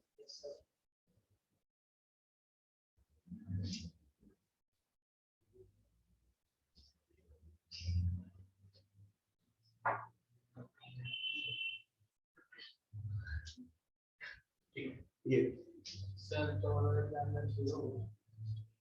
हाँ, अरे भाई ये अंदर ही तो निकालनी है, इस साइड से निकालनी होता है। सर वो सर हाँ बीच में यहाँ पे वो केस है, अभी बताऊंगा, कोई फिलहाल यहाँ नहीं। ये चीज समझ में आ गई सभी को? ठीक है, अब एक इसमें केस है, ध्यान देना, इसी में केस है, ध्यान से समझना।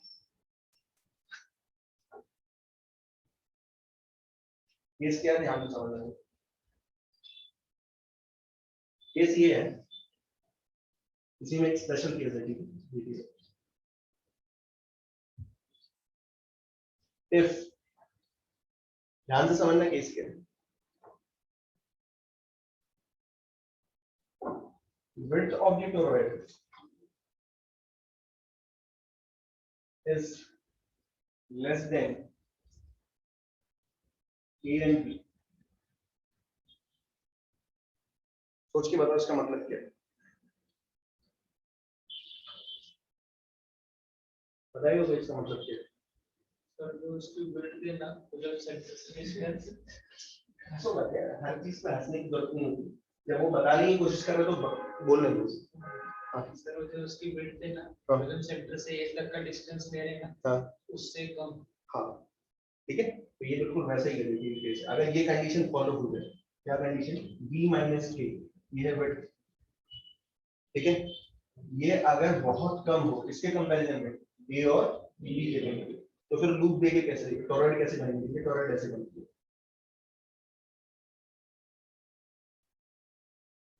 ये भी आप कंपेयर करके निकाल लोगे, ठीक है ना, ये कंपेयर करना होता है, ठीक है। मान लीजिए मैं आपसे बोल रहा हूँ ये a है 25 सेंटीमीटर, ध्यान से समझना, ठीक है, और b है आपका 26 सेंटीमीटर, तो मुझे बताओ विड्थ कितनी आएगी, 1 सेंटीमीटर। ये देखना पड़ता है, वरना क्या है, जब न्यूमेरिकल करवाए जाते हैं ना इसके, तो बच्चों को पता नहीं चलता है कौन सा फॉर्मूला कहाँ यूज करना है, कुछ पता नहीं चलता, ठीक है। तो ढंग से समझ, ठीक है। विड्थ देखी आपने, विड्थ आई कितनी, 1 सेंटीमीटर, और आपने सीधा बोल दिया कि जो 1 सेंटीमीटर ये छोटा है, किसके कंपैरिजन में, 25 सेंटीमीटर एंड 26 सेंटीमीटर। तो अब आपको ये फॉर्मूला यूज करने की जरूरत नहीं है, ऊपर वाला कौन सा, mu naught N I by 2 pi R, ये आप यूज नहीं करोगे। आप क्या बोल दोगे, यार इतनी पतली है ये, इतनी पतली है, तो ये रेडियस काफी बड़ा है, ठीक है ना, रेडियस ऑफ टोरॉइड बहुत बड़ा है, लेकिन ये खुद इसकी विड्थ बहुत, तो क्या 25 क्या 26, 25 और 26 में कोई अंतर है ही नहीं, तो आप क्या बोलोगे, मैग्नेटिक फील्ड कैसी है, यूनिफॉर्म है। समझ में आया? तो आप डायरेक्टली बोल सकते हो, अगर ये कंडीशन फॉलो हो रही है तो आप क्या बोलोगे, मैग्नेटिक फील्ड इज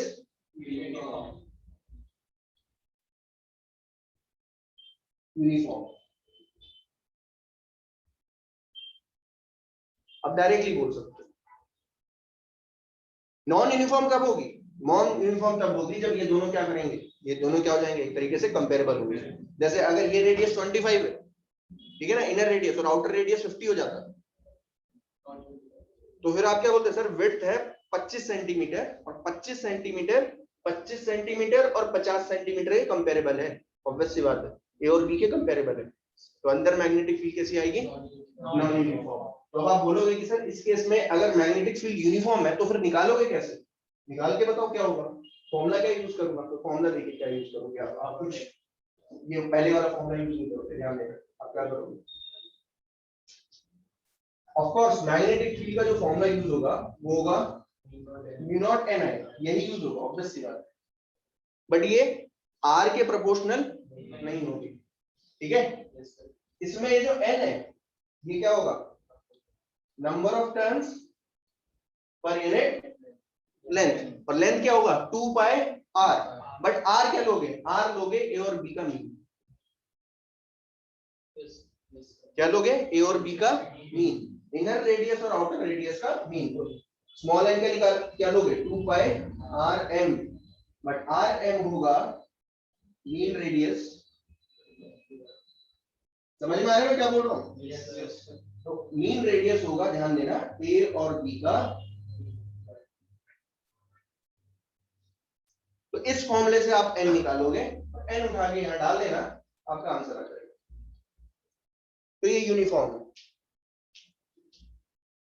ठीक है। नॉन यूनिफॉर्म कब होगा, नॉन यूनिफॉर्म कब होगा, जब दोनों कंपेरेबल। ये आपको ध्यान देना।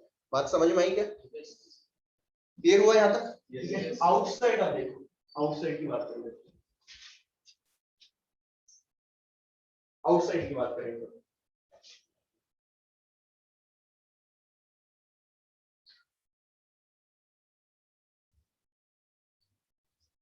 आउटसाइड की बात करो, ठीक है। तो आउटसाइड में अब क्या होगा, एक तो रीजन आएगा अंदर वाला और एक आएगा बाहर वाला, ठीक है।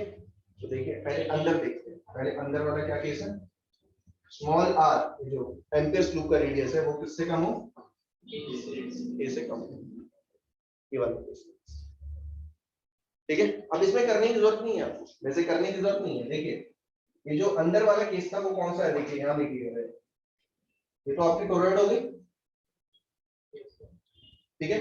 आप कहां पे जा रहे हो, बेसिकली ये सेंटर है, आप यहां निकालने की कोशिश कर रहे हो। अगर मैं यहाँ पे एक एम्पियर्स लूप बना भी दूं, देखिए ऐसे मैंने बना दिया एम्पियर्स लूप, कैसे कोई करंट पास हो रहा है, नहीं हो रहा। तो करंट पास ही नहीं हो रहा, since no current is passing, क्या करोगे आप, क्या लिखोगे,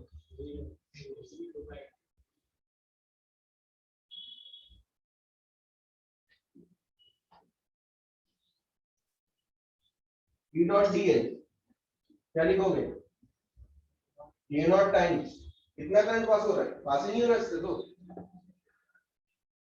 इससे पास हो रहा है कोई करंट, इस लूप से, एम्पियर्स लूप से पास नहीं हो रहा, तो म्यू नॉट टाइम्स 0 हो गया।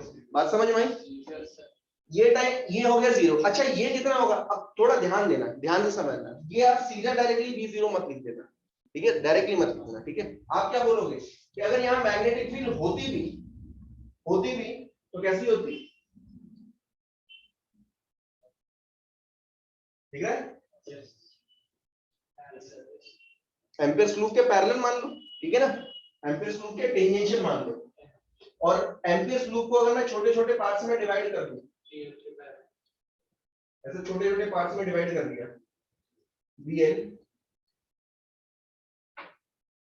BL कितना एंगल हो गया दोनों के बीच में, 0, ये करके दिखाना है। तो क्या लिखोगे आप, B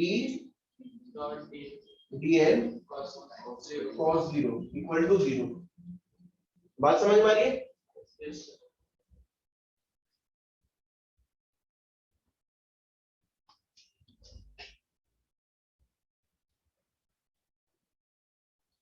B को बाहर निकाल लो,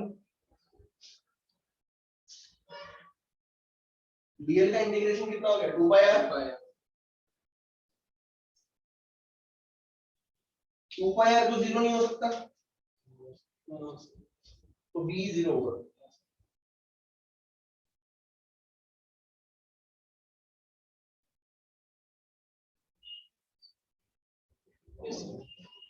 ठीक है।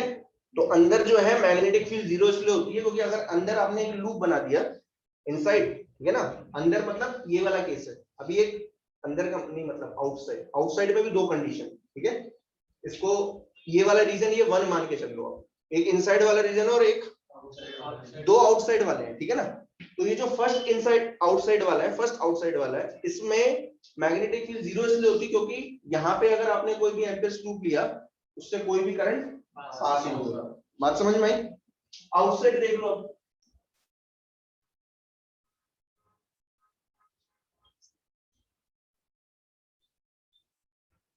ये कौन सा केस होगा बताओ, आर ग्रेटर देन, ठीक है। बात समझ में आई। अब देखिए मैं यहाँ पे बना के दिखाता हूँ, ध्यान से समझना। ये तो आपकी एम्पियर्स लूप है, दिख रही है सभी को? ये बाहर बनाई है मैंने, ठीक है ना, बिल्कुल आउटसाइड, ठीक है।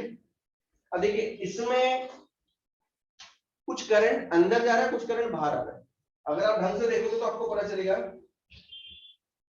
यहां से करंट बाहर आ रहा है, दिख रहा है सभी को? और यही घूम के उतना ही करंट अंदर चले जाएगा,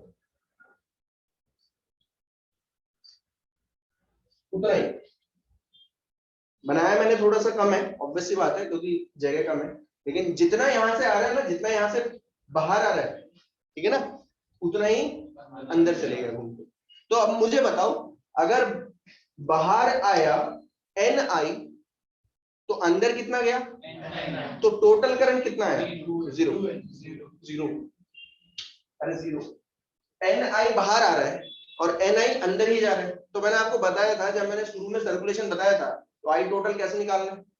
कुछ करंट बाहर आ रहा होता था, कुछ करंट बाहर वाले को पॉजिटिव ले लो, अंदर वाले को नेगेटिव ले लो, तो नेट करंट कितना हो गया? जीरो हो जाएगा इस केस में। बात आई समझ में? बाकी सारी चीजें सेम है। अगर यहाँ मैग्नेटिक फील्ड होती भी तो वो कैसे होती?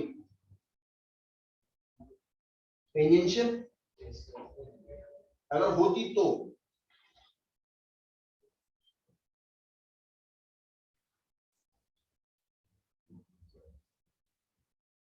ठीक है, इसको छोटे छोटे पार्ट्स में डिवाइड कर दो, इस लूप को छोटे छोटे पार्ट्स में डिवाइड करो।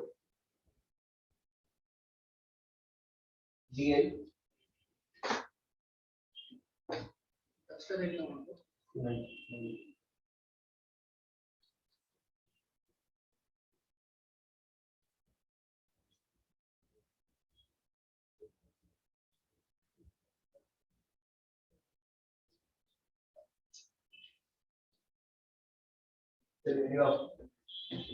B नॉट DL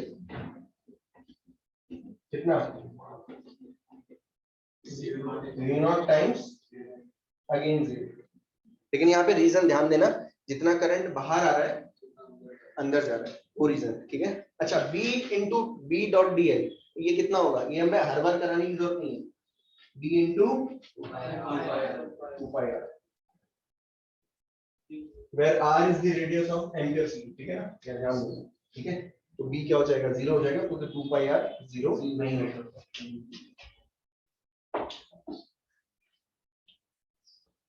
ये है डेरिवेशन, ठीक है।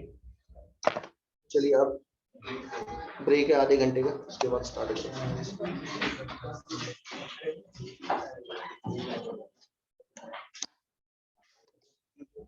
ब्रेक है भाई, घर नहीं भाग रहा, ठीक है ना।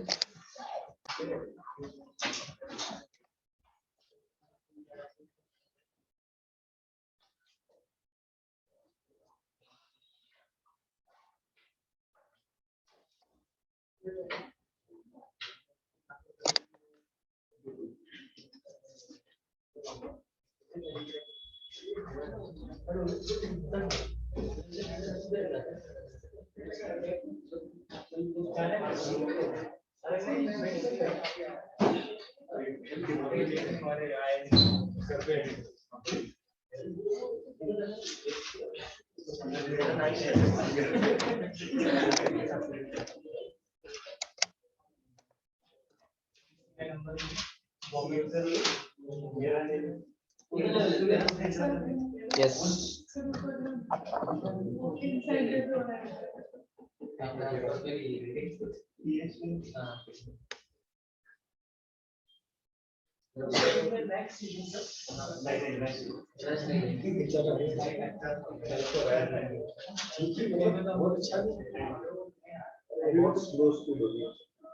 आपकी है इसकी, मेरी आपकी स्लो हो गई है। ये गेम में बहुत पेशेंस है। अभी ये सब पूरा फॉर्म भर दिया। हां सर, वो दिला तो ये अंदर में ढीला फॉर्म भरे मिला, सब में लेट करते हैं एकदम सही कर रहा हूं। वो लेवल से नहीं होता है, मुझे तो स्टार्ट लेने मुझे सर वो ओके अभी तुम जवान है, बुढ़े हो जाओगे तो देखिए गेम घुस गए वो भाई ये चल के चलो मौका भी गेम में क्लास में मेरे वाले में तो चांस भी नहीं गिर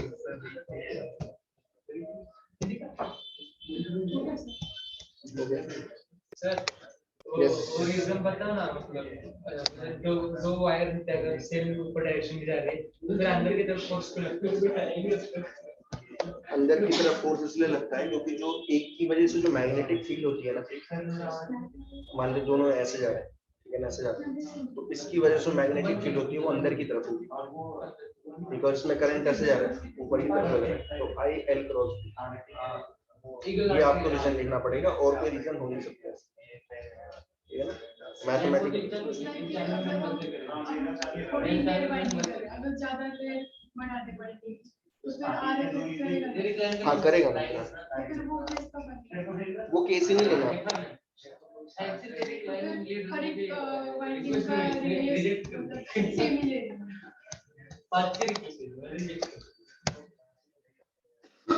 अगर आपने ज्यादा वाइंडिंग है और आपका जो रेडियस है वो किसके कंपेरेबल आ गया, लेंथ की कंपैरिजन नहीं है, पर जो पहली थी रेडियस उससे ज्यादा बड़ी।